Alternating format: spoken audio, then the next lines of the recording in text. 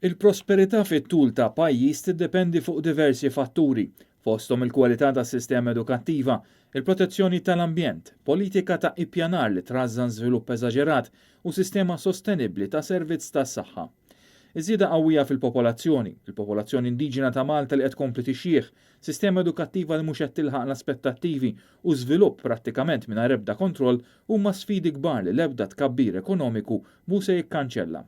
Dan kien il-messaġġ ewlieni tal-editorjal tal-Journal Times of Malta li wissa li l-Gvern ma jistax iħalli l-ekonomija fuq autopilot. It-tkabbir ekonomiku u sitwazzjoni ta' kważi full employment qed iwasslu għal importazzjoni qawwija ta' ħaddiema barranin. L-editorjal ikompli li dan l-influss se tiġib miegħu sfidi u pressjonijiet ġodda fosthom pressjoni fuq il-pagi u skarsezza f'housing stock. Dan minn barra pressjonijiet fuq l-infrastruttura tal-pajjiż, l-ambjent naturali u fuq il-prezzijiet tal-proprjetà. L-editorjal jgħid li l-prezzijiet tal-proprjetà mhux biss huma ta' tħassib għall-ekonomisti minħabba biża' li jkun hemm bużieqa li tinfaqa' iżda wkoll għal żgħażagħ li mhux qed jifilħu jħallsu l-prezzijiet mitluba sew jekk kiri kif ukoll xiri. Effetti oħra huma t-traffiku qawwi fejn it-tniġġis tal-arja u l-istress ikkawżat minn toroq iġġamjati donhom mhux qed jitqiesu bħala prezz li qed jitħallas għat tkabbir ekonomiku.